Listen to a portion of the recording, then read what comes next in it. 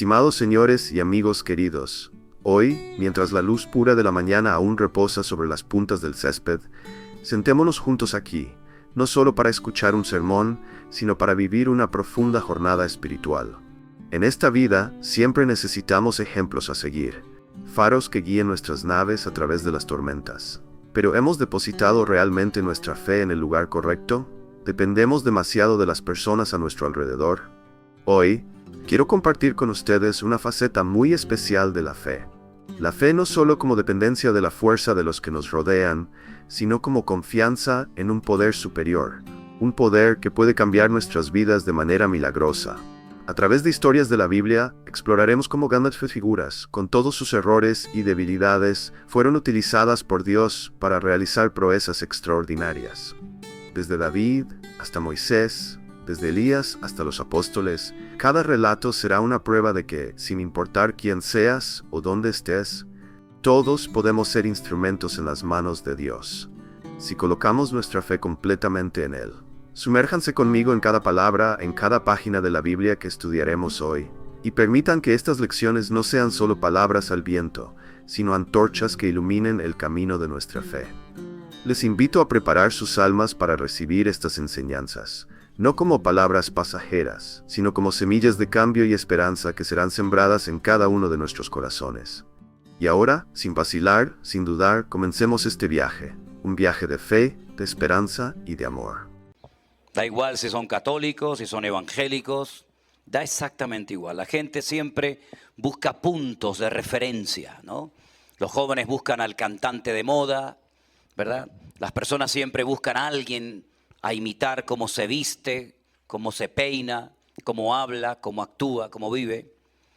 Y a veces también dentro del mundo cristiano hay creyentes que inconscientemente depositan, ponen excesiva confianza y su mirada, llámese en el pastor, llámese en el obrero o como sea. Y nosotros hemos luchado y lo haremos con uñas y dientes a lo largo de toda nuestra vida para que jamás, nunca nadie atribuya la gloria a nosotros ni piense que es porque nosotros no somos nada, hermano.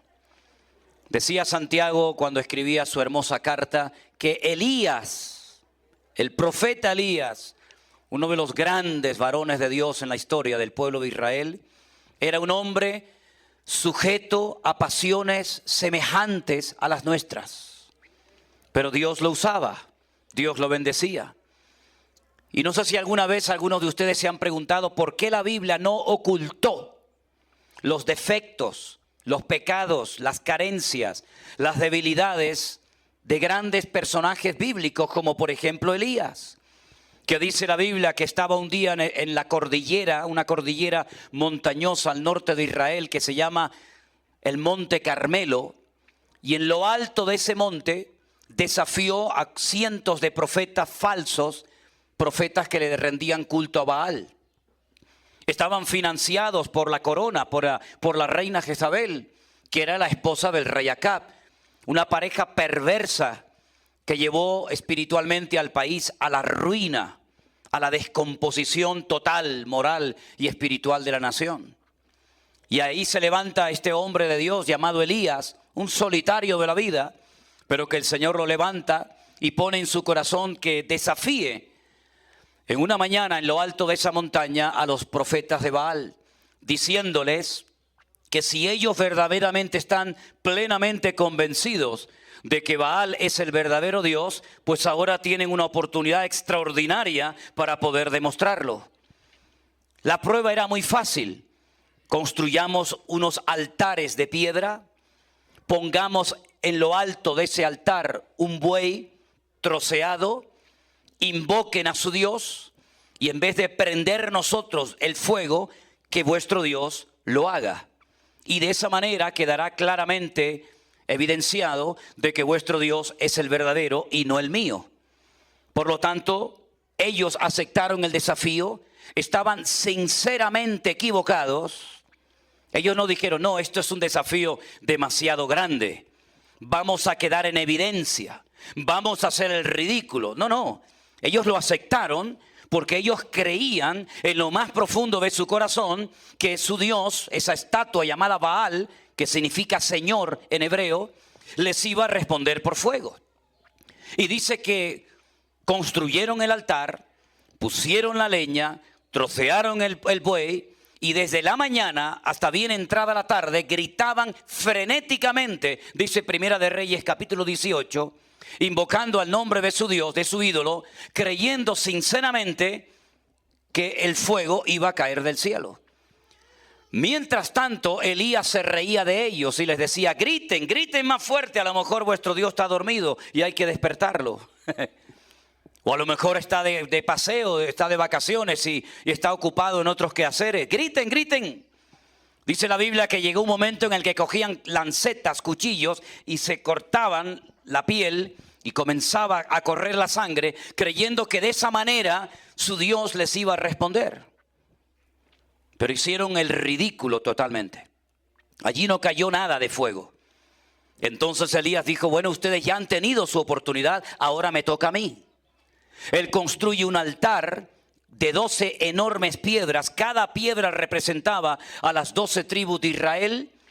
Coloca el buey encima, pone la leña, hace una especie de zanja o de cortafuego alrededor del altar. Dice que echen cubos de agua, que corre el agua por todas partes, y entonces en una brevísima oración que no tarda uno ni un minuto en hacerla, dice que él invocó el nombre de su Dios y entonces Dios respondió por fuego en aquel lugar.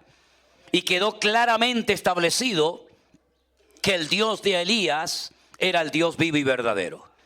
Automáticamente él degolló a los 400 falsos profetas de Baal.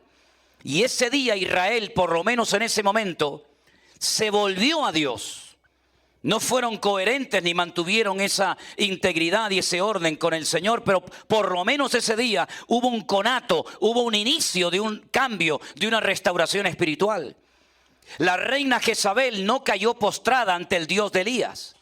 La reina Jezabel y su marido Acab no reconocieron que estaban equivocados y financiando un culto falso, sino más bien todo lo contrario. Pusieron precio a su cabeza y dijo la reina Jezabel: si no mato hoy y degollo como él ha degollado y le ha cortado la cabeza a mis sacerdotes a Elías, no iré tranquila a la cama a dormir esta noche. Le puso precio a su cabeza. Lo que 400 hombres no lograron hacer, el edicto real por parte de Jezabel, atemorizó tanto el corazón del varón de Dios que salió corriendo hasta el sur del país. Muerto de miedo se mete en una cueva que se puede visitar hoy en día en Israel.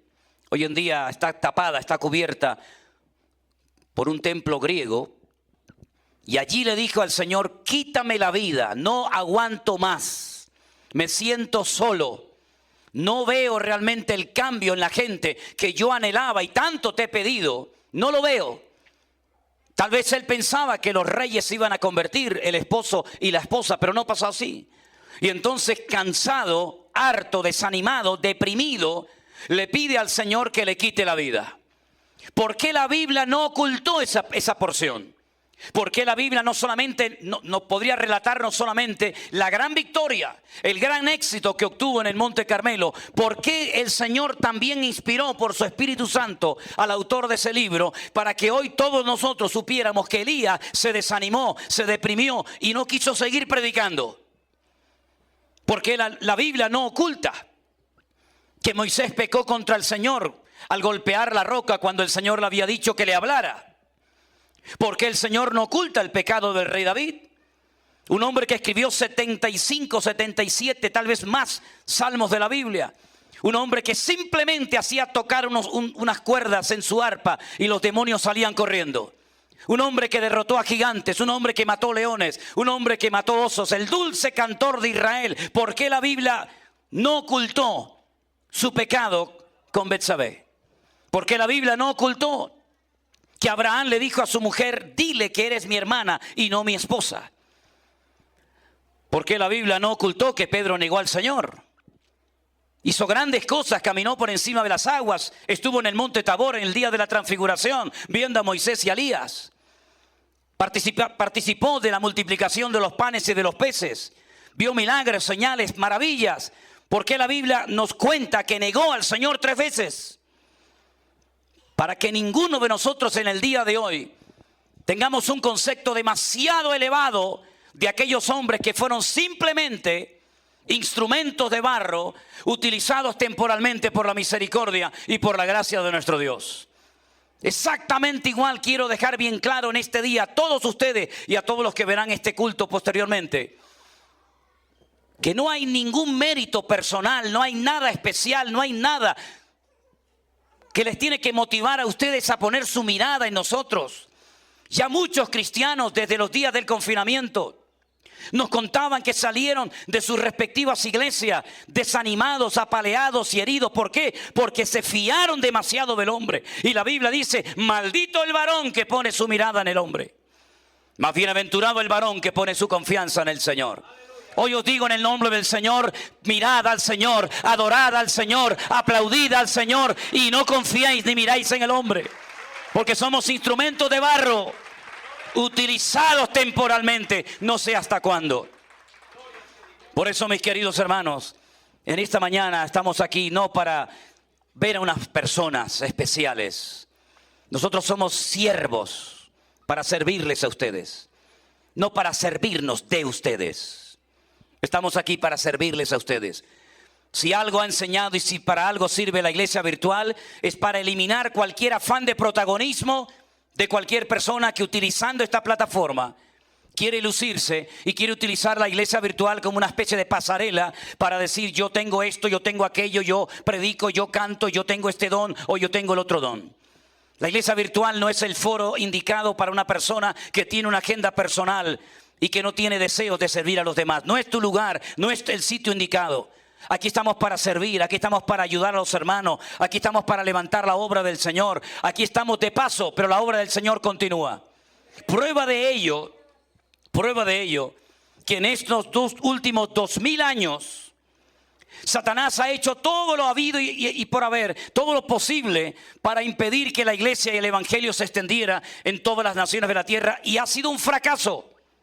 Si bien es cierto que miles y miles de hermanos nuestros han muerto, han sido torturados, han sido quemados, han sido crucificados, han sido encarcelados, devorados por las fieras en los circos romanos, la iglesia sigue adelante de gloria en gloria y de victoria en victoria y de bendición en bendición, porque es Él el que la sustenta y el que la cuida, no el hombre. Tenía mucha curiosidad en uno de los viajes que hice a Israel por conocer Cesarea de Filipo. A veces cuando voy con grupos, ya este año hemos ido, gracias al Señor, en 2 ocasiones, ya nos dieron permiso para poder viajar y tenemos pendientes para el mes de octubre y noviembre otros 3 viajes. Pero en uno de los primeros viajes que hice a Israel, cuando conocía muy poco de ese país, tenía yo personalmente mucha curiosidad por visitar Cesarea de Filipo. Y les cuento por qué. Porque fue en ese lugar donde el Señor Jesucristo pronunció una frase que se convirtió en promesa, que prácticamente toda la cristiandad conoce perfectamente, y es aquella que dice que las puertas del Hades no prevalecerán contra la iglesia. Quería saber qué es eso de las puertas del Hades. Quería saber por qué allí y no en Jerusalén, no en Samaria, no en Judea, no en Capernaum, no en Belén, dijo el Señor esa frase. ¿Por qué lo llevó hasta tan lejos? Porque Cesarea de Filipo está bien al norte.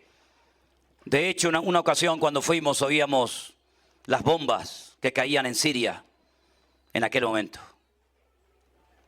Y cuando llegué a Cesarea de Filipo, que ya no se llama así, sino se llama la ciudad de Banias, me di cuenta que estaban las ruinas de un templo al dios Pan, al dios del pánico, del terror, al dios de la muerte.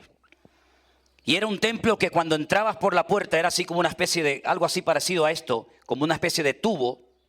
La gente entraba por la puerta. Al final había un hueco en la roca del cual salía fuego, como si fuera una especie de volcán. Por eso lo llamaban las puertas del infierno o las puertas del Hades. Hay muchas puertas del infierno en el mundo. En Canarias también tenemos unas cuantas. Y el Señor Jesucristo, cuando llevó a sus discípulos allí, vieron sacrificios humanos de niños que los arrojaban al fuego para calmar la ira del dios Pan. Y vieron a jovencitas vírgenes que se sacrificaban y quemaban varias partes de su cuerpo en honor al dios Pan. Y el Señor Jesucristo pronunció allí esta frase: las puertas del infierno no prevalecerán, no le pasarán por encima a la iglesia, sino que la iglesia permanecerá en el tiempo. Y al poco tiempo de haber pronunciado el Señor esa frase célebre en aquel lugar, dejó de salir fuego de aquella cueva. De hecho, ya no brota el fuego y comenzó a salir agua. Agua limpia, agua fresca, y es uno de los afluentes más importantes del río Jordán. Y allí en Banias es donde el Señor pronunció esta frase: ¿qué quedó del templo al dios Pan? Ruinas. Ruinas que no reconoces absolutamente nada. ¿Qué quedó de aquella promesa que el Señor dio? Todos y cada uno de nosotros en esta mañana, centenares, miles y miles de hermanos, lavados, comprados por la sangre de Jesucristo, gente que ha sido liberada, gente que ha sido sanada, transformada por el poder de Dios, porque las puertas del Hades no prevalecerán contra la iglesia. Fuerte ese aplauso a nuestro Dios. Ese es nuestro Dios. ¡Aleluya! ¡Aleluya! No quedó nada del templo al dios Pan, no quedó nada del imperio romano, no quedó nada del imperio griego, no quedó nada de Babilonia, no quedó nada de Egipto, sino piedras y piedras y nada más que piedra. Pero nosotros también somos piedras, pero piedras vivas que alaban, glorifican, honran el nombre de nuestro Dios. Eso es lo que ha quedado para la historia. Aleluya. Pero eso no significa, mis queridos hermanos, que la iglesia actual no necesite un cambio. Meses antes del confinamiento, tenía un dolor constante en mi corazón cuando veía, cuando escuchaba las barbaridades, las locuras, las falsas doctrinas, las modas que se predicaban y se metían en las iglesias. Y allí iba la gente como borregos, diciendo amén a cualquier cosa, siguiendo a hombres, casi adorándolos, idolatrándolos. Y cuántas veces en mi intimidad yo le decía al Señor: ¿hasta cuándo, Señor? ¿Hasta cuándo vas a permitir que estos asalariados del reino, que utilizando la bondad y la generosidad de la gente, vivan como reyes, cuando a veces la gente no tiene ni para comer, Señor? ¿Hasta cuándo vas a permitir esto en tu casa? Y llegó el confinamiento. Días antes del confinamiento habíamos empezado una serie para un grupito pequeño de hermanos en nuestra iglesia en Tenerife sobre escatología bíblica. De ahí después surgió la idea de plasmar esas clases en un libro, que por ahí algunos lo tendrán. Y comenzó el confinamiento y pensábamos que sería algo de una semana, 2 semanas como mucho, pero aquello se alargaba en el tiempo. Y tuvimos que cerrar, lógicamente, como muchos, la iglesia. Y fue en aquel día cuando tuve que cerrar la iglesia oficialmente, el día 14 o 15 de marzo del año 2022, cuando me puse de rodillas al lado de mi cama y le dije al Señor: Señor, si esta obra es tuya, ahora tienes una oportunidad extraordinaria para demostrar que tú la amas y tú la vas a cuidar. Y a los pocos días, pues nosotros teníamos devocionales y preguntas y respuestas en un grupo de WhatsApp que hicimos para atender a los miembros de nuestra iglesia. Tuvimos más comunión y más contacto en esos días que antes o después del confinamiento, para ser sinceros. Y entonces un día el Señor me pone en mi corazón que en vez de compartir un devocional para el grupo de hermanos de la iglesia, si yo lo hacía por internet, decía yo en aquel momento, tal vez alguien lo verá. Bueno, ¿para qué fue aquello, hermanos? ¿Para qué fue aquello? Y después digo, bueno, en vez de responder a los hermanos a sus preguntas por el WhatsApp o por el ordenador, la computadora, si lo hago por internet, puedo tal vez alcanzar a más gente, sobre todo pensando en la gente de la iglesia. Y fue una aluvión, una lluvia de llamadas, de correos, de mensajes de todo el mundo. Gente que nos llamaban desde Afganistán, soldados norteamericanos que estaban allí cumpliendo una misión. Desde Ushuaia, desde las Islas Caimán, desde Alaska, desde cruceros de lujo que no podían entrar en los puertos y se quedaron varados en alta mar porque estaban muchos de ellos contagiados por el COVID en aquel momento y no los dejaban desembarcar y nos llamaban desde sus camarotes, desde alta mar, diciendo: no estamos viendo los devocionales, estamos viendo el pastor online, estamos viendo los cultos, y decíamos: pero Señor, ¿qué está pasando con todo esto? Y comenzamos a recibir preguntas y llamadas de hermanos que nos contaban cosas terribles. Como por ejemplo mucha gente de México, de Perú, que nos llamaba y nos decía que para ser bautizados el pastor les exigía que todos los meses tenían que ir con un sobre de dinero en la mano durante un tiempo, y si no, no iban a ser bautizados.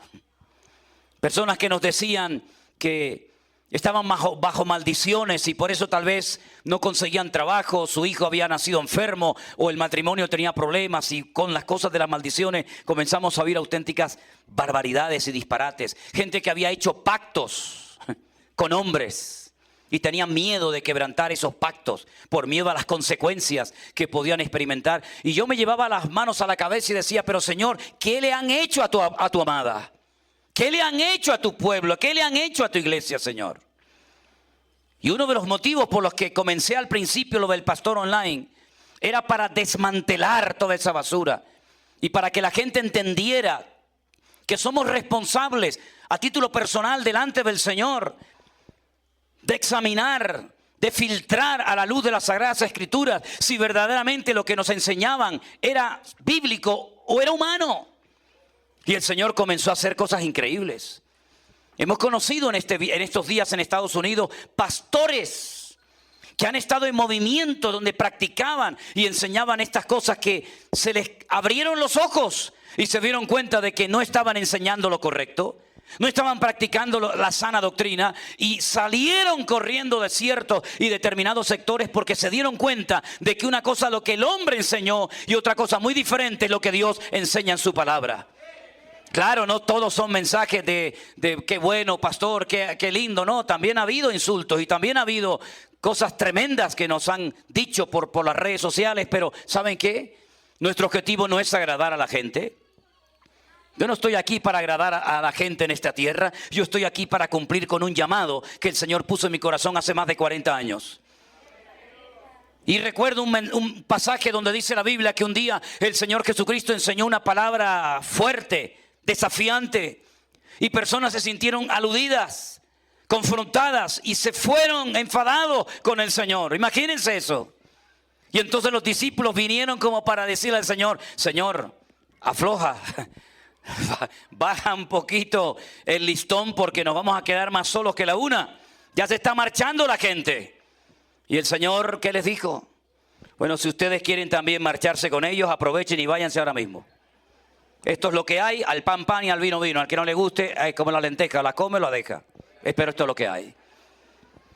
Claro que no es agradable el tener que a veces decirle a una persona lo que tal vez su pastor o su padre jamás se atrevió a decirle. Pero repito, no estamos aquí para agradar a los hombres. Estamos aquí para decirte lo que Dios dice en su palabra. Y Dios no se casa con nadie. La palabra de Dios se predica igual desde hace miles de años. Y nosotros tenemos hoy en día la obligación de decirle a la gente: eso no es de Dios. ¿Cuántas personas que han sido católicas, algunos de ellos muy practicantes y la mayoría nada practicantes, cuando nos llamaban a nosotros y les decíamos: lea la Biblia, lean la palabra de Dios, comenzaron a leer la Biblia, por ejemplo, por Éxodo capítulo 20, los famosos 10 mandamientos, y se dieron cuenta que lo que nos habían enseñado desde pequeños por el catecismo. Y yo estudié toda mi vida en colegios de curas, en Venezuela, en los maristas, y en España, en los salesianos. Y me sabía toda la liturgia y todas las oraciones, y dirigí el rosario y le robé el vino al cura y todo lo que ustedes se puedan imaginar. Cuando leían los verdaderos 10 mandamientos, se le caían las escamas de los ojos, porque nunca nadie les había dicho: al Señor tu Dios adorarás y a Él solo servirás. No te harás imágenes ni ninguna semejanza de lo que está arriba en el cielo, ni abajo en la tierra, ni aún debajo de la tierra. No te inclinarás ni las adorarás, porque yo soy el Señor tu Dios, celoso, ¿verdad? Nunca nadie le había dicho eso. Y solos se convertían en sus casas, solos. Porque lo grande de la iglesia virtual es que la obra invisible pero real, quien la ha hecho y la mantiene, es el Señor. Nos hemos metido en la casa de miles y miles de personas sin pedir permiso, y el Espíritu Santo, tomando esta palabra, ha tocado ese corazón endurecido, ha tocado a ese santero, ha tocado a ese brujo, ha tocado a ese idólatra, ha tocado a miles de personas, y han llegado al conocimiento de la verdad y han experimentado la libertad gloriosa de los hijos de Dios. Porque la verdad trae libertad a la vida del hombre. ¿Cuántos dicen amén? Pero leyendo el Nuevo Testamento, y ustedes me imagino que ya habrán leído muchas veces el Nuevo Testamento, uno se encuentra que desde el inicio del cristianismo hasta hoy en día no hay una iglesia perfecta. Nosotros no somos una iglesia perfecta. La iglesia virtual no es algo perfecto. Tampoco las iglesias presenciales que tenemos por diferentes partes del mundo no son iglesias perfectas. No somos pastores perfectos. Nuestro matrimonio no es un matrimonio perfecto. Nuestras hijas no son perfectas. Nuestros obreros no son perfectos. El único perfecto es nuestro Dios. Y por eso es muy bueno leer cómo eran las iglesias en el tiempo de los apóstoles. Porque uno podría decir, bueno, hoy en día las cosas han cambiado, ha pasado mucho tiempo. Pero hermano, en el siglo I las iglesias tenían que ser algo increíble, tenían que ser extraordinarias. Pues se equivocan. Había cosas en aquellos tiempos que hoy en día, si ocurrieran en nuestras congregaciones, nos tiraríamos de los pelos de la cabeza. Y quiero llevarles solamente a un ejemplo. No importa si no han traído su Biblia, no se preocupen. Yo les voy a leer unos versículos muy interesantes de una carta que escribió Pablo a una iglesia en la ciudad de Corinto. La ciudad de Corinto era una ciudad muy cosmopolita, una ciudad de comercio, de negocio. Venían gente de todo el mundo a comprar y a vender sus mercancías. Claro, como venían de todas partes del Imperio Romano, había templos para todos los gustos. Usted quiere adorar a Júpiter, allí tiene el templo de Júpiter. Quiere adorar a Venus, allí tiene el templo de Venus. Quiere adorar a Artemisa, quiere adorar a Eros, quiere adorar al que quiera. Era una ciudad plagada de templos paganos por toda la ciudad. Y Pablo, cuando desciende de Grecia, llega a la ciudad de Corinto y se da cuenta de que Corinto es una ciudad idólatra, una ciudad con una promiscuidad sexual brutal, una ciudad corrupta, una ciudad de pecado. Era la Sodoma y Gomorra del tiempo del Nuevo Testamento. Y Pablo, por la gracia del Señor, se para allí un año, predica el Evangelio. Y él dice, les prediqué a Cristo crucificado y a este resucitado. Y cuando predicaba no utilizaba términos muy profundos, ¿verdad? Y muy sofisticados, para que si alguno de ustedes llega a convertirse, no diga que se convirtió por mi elocuencia o por mi sabiduría, sino por el poder de Dios, que es el que cambia las vidas. Y entonces pasa el tiempo y Pablo se va de la congregación. Y comienzan a venir por la iglesia otros ministerios, como por ejemplo el de Pedro, que en esta carta lo llaman Kefa o Cefas. Y como por ejemplo también Priscila y Aquila, un matrimonio muy usado por el Señor en aquella época. Y como por ejemplo aquel gran varón de Dios que dice la Biblia que tenía un gran conocimiento de las Escrituras, era un hombre ferviente de espíritu y al que Pablo le rogó que fuera a predicar la palabra, y estoy hablando nada más y nada menos que de Apolos. La iglesia internamente se dividió. ¿Por qué? Porque cada uno tiene su estilo. No somos clones. Cada uno tiene su forma. Y cuando escuchaban predicar a Apolos, la gente quedaba con la boca abierta porque decían, qué sabiduría tiene este hombre, qué conocimiento de las Escrituras. Y entonces la gente iba al culto cuando venía a predicar este varón de Dios. Pero cuando venía a predicar otro hermano o a dar una enseñanza bíblica, pues no aparecían. Y entonces la iglesia estaba internamente dividida, cosa que nunca tiene que ocurrir entre nosotros. Y le llega a través de una familia de la iglesia que se llama la familia de Cloé este informe negativo a Pablo y le dicen, la iglesia está internamente dividida. Unos dicen que son tuyos, otros dicen que son de Apolos, otros dicen que son de Cefa, otros dicen que no son de nadie sino de Cristo. Y esto es un lío. Un desorden. Y Pablo escribe una carta. Y en el capítulo 3 de la carta de Pablo a los Corintios, a partir del versículo 1, dice así la palabra del Señor. De manera que yo, hermanos, no pude hablaros como a espirituales, sino como a carnales, como a niños en Cristo. Os di a beber leche y no vianda, porque aún no erais capaces, ni sois capaces todavía. Porque aún sois carnales, pues habiendo entre vosotros contiendas y disensiones, ¿no sois carnales y andáis como los hombres? Porque diciendo el uno, yo ciertamente soy de Pablo, el otro yo soy de Apolos, ¿no sois carnales? ¿Qué es Pablo? ¿Qué es Apolos? Servidores por medio de los cuales habéis creído, y eso según lo que a cada uno concedió el Señor. Yo planté, Apolos regó, pero el crecimiento lo ha dado el Señor. Así que ni el que planta es algo, ni el que riega, sino Dios, que es el que da el crecimiento. El que planta y el que riega son una misma cosa, aunque cada uno recibirá su recompensa conforme a su labor. Nosotros somos colaboradores de Dios. Vosotros sois labranza de Dios, edificio de Dios, conforme a la gracia que me ha sido dada. Yo como perito arquitecto puse el fundamento. Otro edifica encima.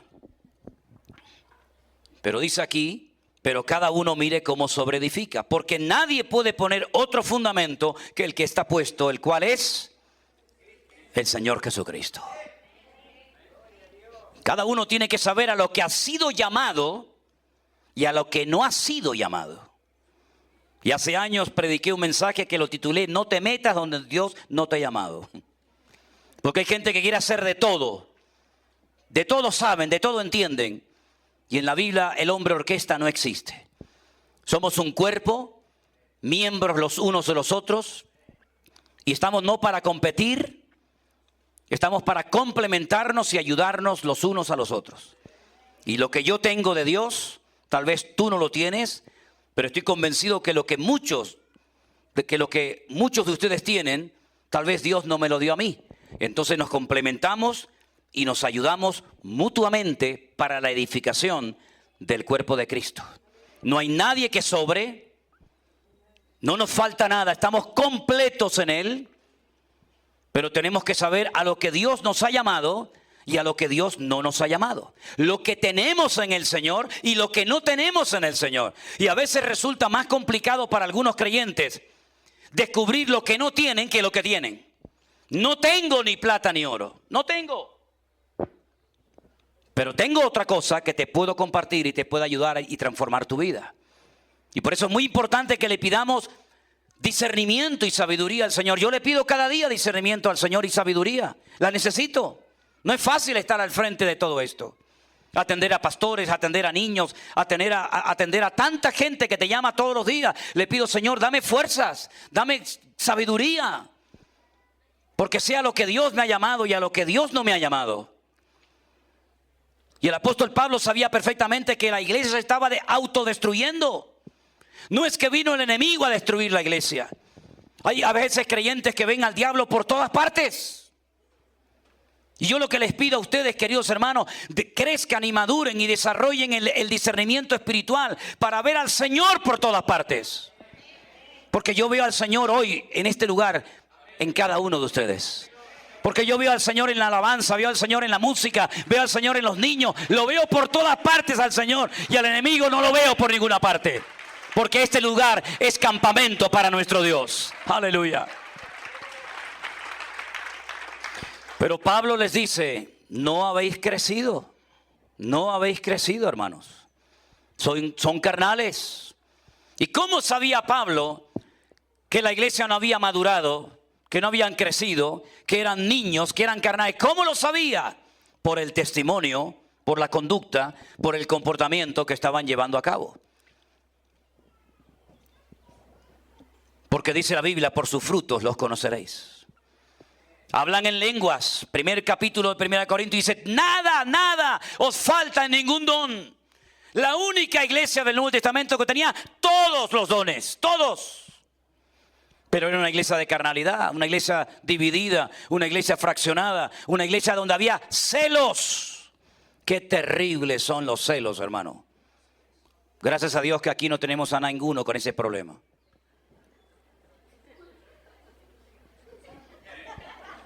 El pastor no me saludó y lleva media hora hablando con ella y a mí no me ha hecho ni caso. Por favor, maduremos, maduremos. Cuando yo era un niño, hablaba como un niño, pensaba como un niño, juzgaba como un niño. Mas cuando ya fui hombre, dejé lo que era de niño. Es tiempo de avanzar, es tiempo de crecer, es tiempo de dejarnos de ver el ombligo. Y es tiempo de comenzar a ver el mundo como el Señor lo está viendo.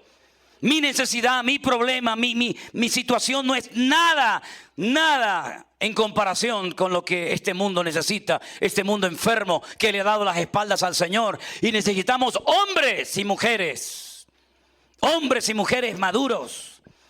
Que no importa si me llaman o me aplauden o me critican o me dan dinero o no me dan nada. Si me saludan, no me importa nada de eso. La mejor manera de que usted nunca se sienta ofendido, la mejor manera de que usted nunca se sienta mal, es no espere nada de nadie, pero espérelo todo de Él, de nuestro Dios, el eterno y bendito Salvador del mundo. Qué lástima, la iglesia de Corinto empezó tan bien y estaba comenzando a entrar en una dinámica muy peligrosa. Y Pablo tiene que poner orden en la iglesia. Mi pregunta es, desde marzo del 2020 hasta hoy, ¿qué hemos aprendido, queridos hermanos? ¿Hemos captado el mensaje? ¿Ustedes creen que fue casualidad que el mundo entero, que toda la cristiandad, por primera vez en la historia de la humanidad, nos encerraran en nuestras casas? ¿Creen que aquello no lo permitió el Señor? Aquellos hombres o hermanas que decían, es que no tengo tiempo para leer la Biblia, es que no tengo tiempo para orar, es que no tengo tiempo para congregarme. Dios dijo, ya verás cómo vas a tener tiempo, querido. Te va a sobrar el tiempo. ¿Y cuántas personas comenzaron a leer la Biblia después de 20 años en la iglesia?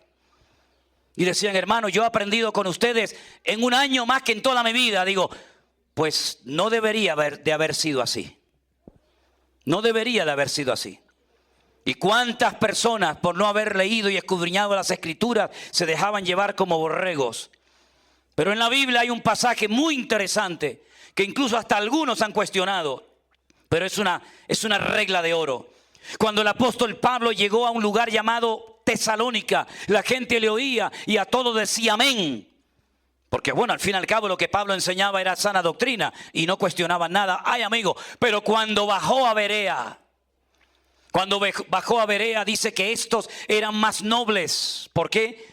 Porque cuando Pablo terminaba de compartir la palabra, dice que escudriñaban a la luz de las Sagradas Escrituras si estas cosas eran así o no eran así. En otras palabras, no se dejaban manipular, no se dejaban engañar, no se dejaban atraer ni seducir por nadie. Así tenemos que ser los cristianos del Centro Evangélico Vida Nueva. Da igual si es Manolo, Anderson, Alberto, quien sea, da igual.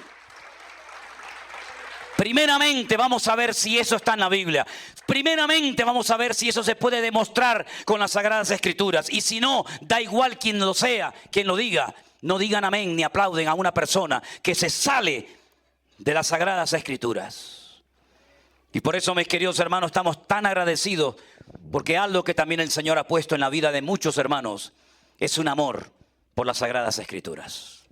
Y yo me alegro muchísimo de que ustedes amen al Señor, pero que también amen la palabra del Señor. La palabra del Señor es viva y es eficaz. Y hace más que 20,000 consejos de un pastor. Pero es mucho más fácil hacer cola. Y no lo digo por ustedes, entiéndame. Es mucho más fácil ir a un lugar a hacer cola para que un hombre te diga al oído y te ponga las manos encima. Y te transmita no sé qué. Y te diga no sé qué, que meterte en tu habitación cerrada la puerta y delante del Señor quebrantar tu corazón y decirle, Señor, heme aquí, dime qué es lo que tengo que hacer con mi vida. Nos han enseñado que lo fácil, lo práctico y parece casi lo espiritual y el método es ir al hombre, a que el hombre me inyecte, a que el hombre me transmita. Saben, queridos hermanos, yo a ustedes solamente les voy a transmitir una cosa y es el amor a Dios. Y el amor a la palabra. Y cualquier otra cosa que usted necesite, búsquela en el Señor, porque yo no la tengo y si la tengo no se la voy a dar. Así de claro como se lo digo. Sí, el del hombrito, ya sé. También hay gente en esta mañana que han venido invitados por amigos, por familiares, por algún hermano, algún vecino, algún conocido. Bueno, la primera vez que yo fui invitado a una iglesia evangélica, para mí estaban todos locos como cabras. No entendía nada. No entendía absolutamente nada. Venía de un contexto católico, por decir algo. Porque si ustedes hubieran nacido en Afganistán o en Irak o en Pakistán, ustedes probablemente nunca hubieran sido católicos, porque la religión no es algo que elegimos, sino algo que nos escogió a nosotros. Fueron los españoles los que vinieron a estos continentes, a estas tierras hace cientos de años, y dejaron una religión que ni funcionaba en Europa y después pretendían que funcionara aquí. Y algunos se agarraron a ídolos muertos cuando España estaba en la miseria y en la ruina más absoluta, que no tenía dinero absolutamente para nada porque habían expulsado a los que tenían el dinero, que eran los judíos. Y Fernando de Aragón e Isabel de Castilla firmaron un decreto el día 12 de octubre de 1492 expulsando a los judíos de España y se llevaron muchas riquezas y muchas cosas y España se hundió en la miseria. Y una religión muerta, vacía, una religión de terror, una religión que inventó algo llamado la Santa Inquisición, donde mataron a millones de personas en la hoguera, quemados y crucificados, es lo que vinieron a traer a una tierra nueva y virgen. Y lo que no funcionó allá, menos funcionaría aquí. Y muchos dicen, no soy católico. Usted no fue católico nunca en su vida. A usted lo hicieron católico prácticamente desde su cuna, porque le echaron 4 gotas de agua encima, pero usted no sabía ni lo que le estaban haciendo. Y a usted le enseñaron que cuando usted quería pedir perdón de sus pecados tenía que postrarse delante de un hombre que a lo mejor era más pecador y peor que usted. Pero usted tenía que abrirle su corazón a un hombre, cosa que usted nunca tiene que hacer. Usted ábrale su corazón a Dios, no le abra el corazón a nadie. Sobre toda cosa guardada, guarde su corazón. Porque al que usted le abre su corazón mañana con esa información, sabe Dios lo que puede hacer. Y a usted le enseñaron que después de pedir perdón, no se obtenía el perdón instantáneamente, como dice la Biblia, sino tenía que ir a ¿qué? A hacer la penitencia. 3 Padre Nuestros, 4 Ave María, 2 Credo, Dios, ¿verdad? Y a usted le enseñaron que cuando usted se muriera, usted no iba a ir al cielo, porque no había seguridad de salvación. A usted le enseñaron que cuando un católico muere, podía ir a 4 lugares diferentes. Al cielo sí fue bueno, pero como ninguno fuimos buenos, nadie iba para arriba. Al infierno si había sido malo, pero era durísimo decir el abuelito se nos fue al infierno. Entonces crearon en la Edad Media, se sacaron de la manga, inventaron 2 lugares. El purgatorio, que no está ni en la Biblia, y donde usted tiene que estar, sabe Dios, 20 años, 30 años, 40 años, 200 años. Mientras tanto su familia que quedó vivo en la tierra le hace misa para que en algún momento, sabe Dios cuándo, lo saquen del purgatorio y lo lleven para arriba. Pero en el caso de que el niño se hubiera muerto sin haber sido bautizado, la Iglesia Católica inventó otro lugar más, lo llamó el limbo, que es donde están muchos todavía, están en el limbo. Pero el Papa Ratzinger, que tenía la autoridad para modificar la doctrina de la Iglesia Católica, quitó la doctrina, la enseñanza del limbo y ahora solamente se quedaron en 3. Cielo, infierno y purgatorio. Pero cuando vino el cabeza de la iglesia, que no es el Señor que vive en Roma, cuando vino el cabeza, el dueño, el amo de la iglesia, que es el Señor Jesucristo, el Rey de Reyes y Señor de los Señores, dijo, yo soy el camino, yo soy la verdad y yo soy la vida y nadie va a ir al Padre sino solamente a través de mí. Porque no hay otro mediador entre Dios y los hombres más que Jesucristo hombre. Porque no hay otro nombre bajo el cielo dado a los hombres más que Jesucristo hombre. Y el que cree en mí tiene vida eterna y no vendrá condenación, mas ha pasado de muerte a vida. Y el que no nace de nuevo no podrá entrar ni ver el reino de los cielos. Y cuando uno comienza a leer esas cosas, uno dice, a mí eso no me lo enseñaron. Pero para eso yo estoy aquí esta mañana. Para decirle a usted que la iglesia evangélica no salva a nadie. Y la iglesia católica no salva a nadie. Y ninguna religión salva a nadie. Porque la palabra religión solamente aparece 3 veces en toda la Biblia. Y es un término que viene del latín, ni del griego, ni del hebreo, del latín. Y la conjugación es religa, reluga, relegare, atarse o volverse a atar. Jesús nunca pronunció con sus labios la palabra religión. Él no vino a traer una religión. Dice, yo he venido a darte vida y vida en abundancia. Él vino a sacarnos de la oscuridad, de las tinieblas, de la ignorancia. Y podríamos hablar horas de las cosas que nos enseñaron, que cuando uno las comprueba a la luz de las Sagradas Escrituras y con la historia secular, pues uno dice, son contradicciones y contradicciones. Le voy a poner solamente dos. En Santiago de Compostela, una ciudad que está en Galicia, al noroeste de España, hay una inmensa catedral levantada al apóstol Santiago. Y la gente hace colas, horas y horas.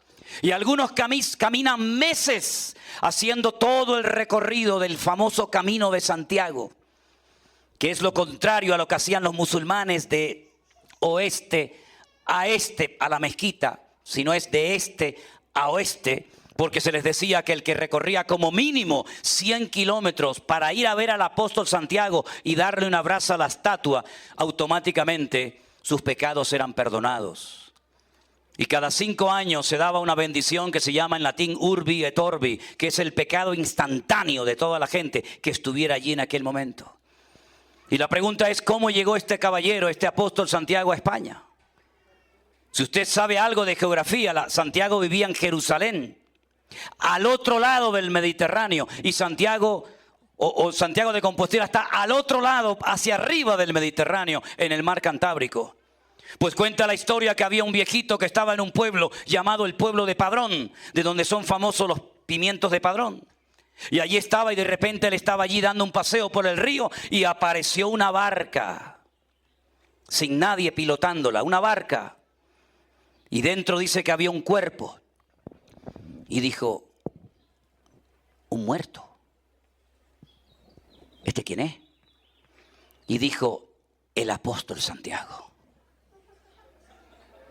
Se vino una barca sola desde Jerusalén, atravesó todo el Mediterráneo, subió toda la costa de Portugal, llegando al norte de España, se metió por un río y llegó hasta Galicia. Y me llaman a mí loco, y yo soy loco, y radical y fanático. Bueno, cogen al muerto, hacen una iglesia y dicen, Santiago el apóstol está aquí. Y entonces la gente comenzó a ir a ver al apóstol Santiago para recibir una bendición. Pero amigo, llegaron los árabes a España y comenzaron a conquistar con el Islam y con el Corán todos los países, y fueron viniendo hacia Europa y fueron conquistando uno y otro y otro y otro y otro país, y llegaron por el norte de África, y entonces saltaron el estrecho de Gibraltar desde África a España, que hay 14 kilómetros, y saltaron los musulmanes y llegaron a España y la conquistaron prácticamente toda, no toda, pero casi toda. Y estuvieron 800 años oprimiendo la vida de la gente y obligaban a la gente a ser musulmanes. Hasta que por ahí se levantaron unos españoles por el norte, por allí por Asturias, y dijeron, hay que expulsar a esta gente de España, pero necesitamos ayuda de lo alto. Y entonces cuenta la historia que Santiago, el de la barca, ¿se acuerdan el de la barca? Se levantó, se montó en un caballo blanco y sacó una espada, y cuando los árabes lo vieron salieron corriendo y se fueron de España, y España fue libre. Y yo estoy loco. El muerto vino solo en una barca hasta España, siglos más tarde se levanta, se monta en un caballo y ganamos la guerra a los árabes por el caballero que estaba muerto. Pero espérate, que hay más. Esto es como los culebrones colombianos. Hay segunda parte. Me voy un año a Jerusalén, y cuando usted entra a la Jerusalén antigua, no a la moderna, sino a la Jerusalén antigua, la que está rodeada por unas murallas preciosas, resulta que cuando usted entra se encuentra la ciudad dividida en 4, los 4 barrios: el barrio judío, el barrio árabe, el barrio cristiano y el barrio armenio. Los armenios son un pueblo que se convirtieron por Bartolomé. Fue el apóstol Bartolomé, allí Armenia, se convirtieron y siempre fueron cristianos. Resulta que vamos al barrio armenio y pasamos por la puerta de una iglesia enorme con un montón de gente en la puerta haciendo cola y pregunto, ¿por qué hay tanta gente que viene aquí a este santuario a estar aquí? Y me dijeron, vienen a adorar a Santiago. Y yo dije como buen español, tranquilo que Santiago lo tenemos nosotros allá. Y me dijeron, no. Dice, sabemos eso. Sabemos que los españoles tienen allá a Santiago, pero aquí tenemos la cabeza. Porque a Santiago le cortaron la cabeza, ¿se acuerdan? Entonces ellos se quedaron con la cabeza y los españoles se quedaron con el cuerpo. Y la gente paga y coge a los niños y los pasea por allí para que, ¿qué le parece? ¿Eso es lo que nos enseñaron? Eso es lo que es. Yo no estoy inventándome nada. Y cuando fui a la catedral de Ávila, la ciudad de Ávila en España, una ciudad preciosa, también totalmente amurallada, me encuentro en el altar mayor, enorme, un altar mayor en la iglesia católica, me encuentro un retablo aquí y hay aquí como, en vez de estas cositas así, hay una figura de María cuando la están enterrando. Y yo llamé al cura. Sí, yo fui al confesionario y le digo, caballero. Claro, nunca lo llama nadie caballero. Llama padre. ¿Qué va a ser padre si no está ni casado? Bueno, a lo mejor es padre, vete tú a saber. Caballero, ¿puedo hablar con usted? Y sacó la cabeza y me dice, sí, dígame. Digo, una pregunta. ¿No nos enseñaron ustedes que María no murió, sino que ascendió viva al cielo? ¿Cómo está aquí en el retablo mayor el funeral de María? Y me dice, disculpe, ahora no tengo tiempo para atenderle. Cuando uno llega a la palabra de Dios, uno se da cuenta de que Cristo ha venido para sacarnos de la ignorancia. Por eso si en esta mañana hay gente entre nosotros que lo que usted ha presumido tener es de una religión, pero no de una relación personal con Cristo, ahora es el momento de que usted le diga, Señor, perdóname por lo ignorante que he sido. Yo hoy te entrego mi vida y quiero creer en ti y obedecerte a ti en vez de obedecer a los hombres. Dé ese fuerte aplauso al Señor en esta mañana. Mi querido hermano, bendito sea Dios. Amén. Cierre sus ojos en esta mañana, en este momento, mis queridos hermanos. Quiero hacerle una pregunta muy importante. Es una pregunta que puede cambiar su destino, puede cambiar su vida. Si hay alguna persona en esta mañana con nosotros, sea hombre o mujer, de la edad que sea, que usted le quiere entregar hoy su vida y su corazón al Señor Jesucristo, no a una iglesia, no a un hombre, entregarle su vida a Él, al que murió por usted en una cruz y resucitó al tercer día.